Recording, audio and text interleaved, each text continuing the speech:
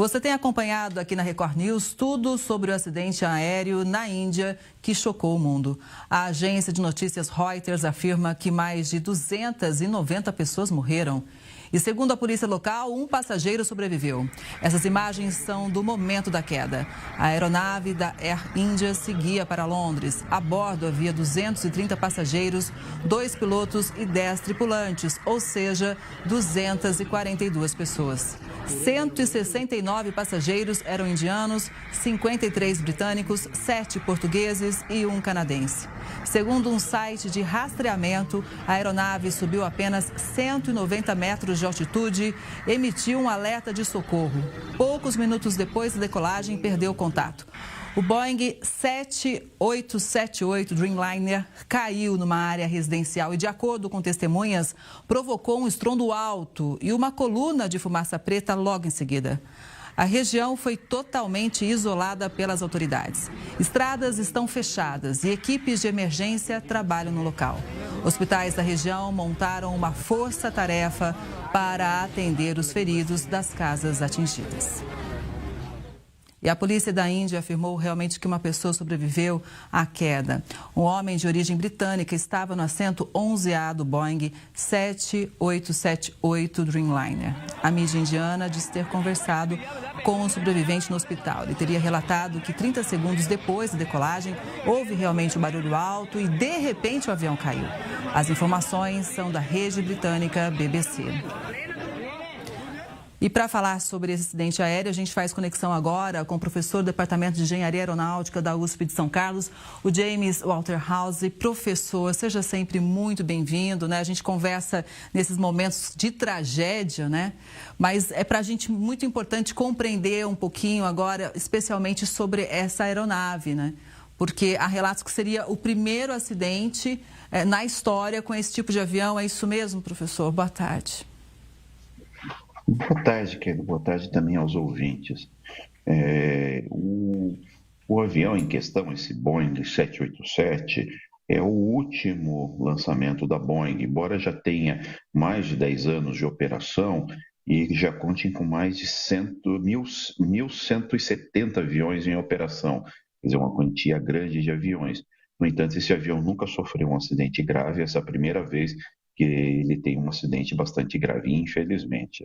Pois é, e claro, as informações vão chegando, né? Mas pelo que a gente já pôde conferir pela imprensa, pelas agências de notícias, professor, dá para a gente concluir algo nesse momento? Porque há informação que realmente o piloto conseguiu avisar, né? Fez um sinal de socorro, né? Ele emitiu a mensagem Mayday.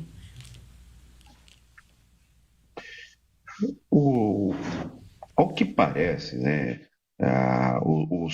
os indícios demonstram que tenha sido problema de motor, né, eventualmente em ambos os motores, e porque o avião aparentemente perde toda a potência e aparentemente também não está relacionado com a posição dos flaps, né, embora seja uma das suspeitas, né, é muito difícil da gente afirmar categoricamente qualquer uma dessas hipóteses, mas uma hipótese bastante provável seja um problema de motor, e geralmente isso acontece em razão de choque com pássaros, né? Então esse avião pode ter tido alguma ingestão de pássaros e pode ter estourado o motor ou ambos os motores, porque afinal um motor só parando não é suficiente para derrubar o avião. Ele precisaria ter problema em ambos os motores para isso acontecer. Isso pode acontecer, já aconteceu com aquele caso do Rio Hudson, onde os pássaros pararam os 2 motores, né? É um evento raríssimo, muito difícil de acontecer, embora choque com pássaros não seja um evento raro, mas choques com pássaros que resultem em uma parada de motor são relativamente raros, e que resultem na parada dos 2 motores é mais raro ainda. Mas, eventualmente, é uma das hipóteses mais prováveis aí desse horrível acidente. Agora, professor, o que acontece daqui em diante? Porque a gente lembra aqui que voar é sempre muito seguro e cada vez que acontece uma tragédia como essa, obviamente existe uma grande repercussão, mas também é um momento em que o setor analisa o erro para que ele seja corrigido. Então, para a gente entender, a partir de agora, como é feita a investigação e de que forma também o mundo todo pode tomar conhecimento para que se evite novas tragédias.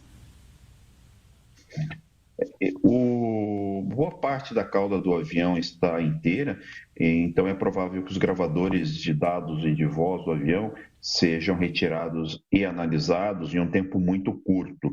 E também acredito que seja suficiente os dados desses gravadores para determinar a causa raiz deste problema. Então, eu acredito que essa seja uma investigação relativamente rápida e que traga, elucide aí o problema, a causa, em tempo recorde, e com isso a gente possa se posicionar.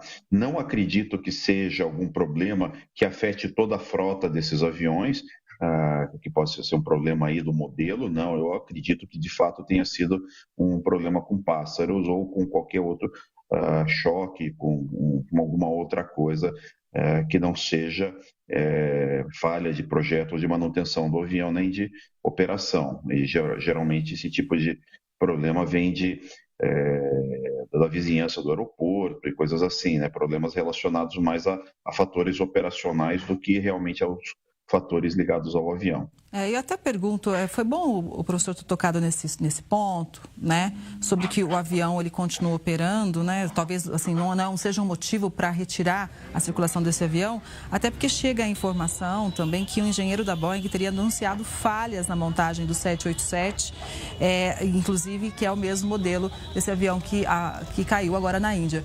Qual que é a sua análise, professor? Agora, claro, obviamente vão chegando essas informações para a gente, mas é preciso aguardar toda a investigação, cada detalhe tem que ser apurado. Como que é o procedimento? O primeiro procedimento é análise dos dados que tem de todas as evidências, né? Como eu falei, o gravador de dados de voz deve estar muito bem preservado.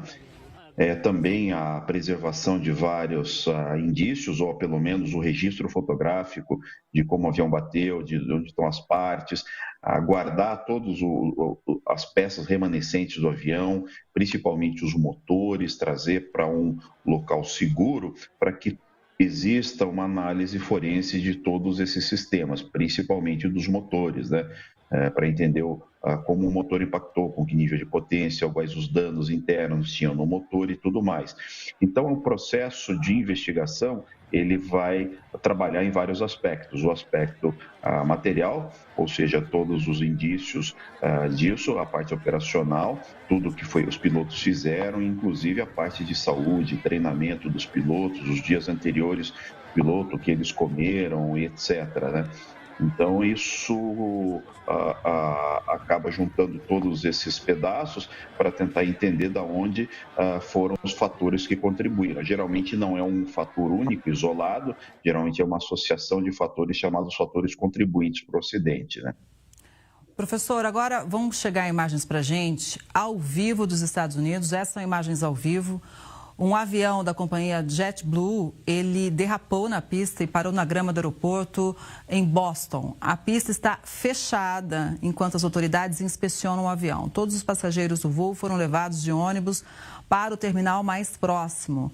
O voo 312 da JetBlue partiu do Aeroporto Internacional de Chicago às 8h41 da manhã, no horário local desta quinta-feira, e estava pousando, inclusive, quando derrapou para fora da pista, mas nesse caso, ninguém ficou ferido, ainda bem, né? Então, veja como realmente existe toda também uma atenção nesse caso, mesmo quando não há feridos, porque é preciso realmente investigar cada incidente, não é, professor? E acidentes como esse, do avião derrapar, e principalmente em época de inverno, que não é o caso agora, né, em Boston, né, eles estão no verão, mas isso são incidentes relativamente comuns, acontecem todo dia em vários aeroportos do mundo, né, e dificilmente resultam em qualquer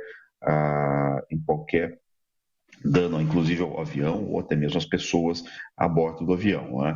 Inclusive, os choques com pássaros também acontecem por todo o mundo, a toda hora, e raramente resultam em uma coisa mais grave, né? Pois é. Mas a aviação sempre tem os seus riscos, embora todo mundo tente minimizar os seus riscos e ainda seja o meio de transporte mais seguro do mundo, mesmo assim existe esse risco residual que é muito difícil da gente reduzir a zero.